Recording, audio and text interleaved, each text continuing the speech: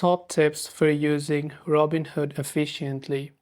To use Robinhood effectively, especially as a beginner, you must prioritize building a strong financial foundation, educate yourself on core investing concepts, and use the platform's features responsibly.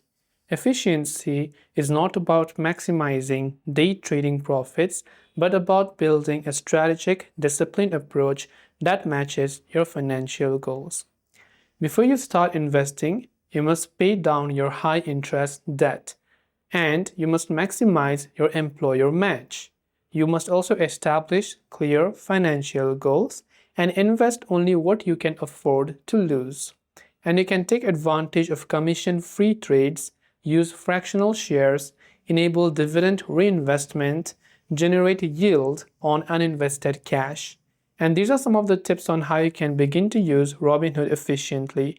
I hope that this video helped you out, and if you have got any questions, do feel free to leave them down below. As always, thanks for watching till the very end, and see you soon in the next video.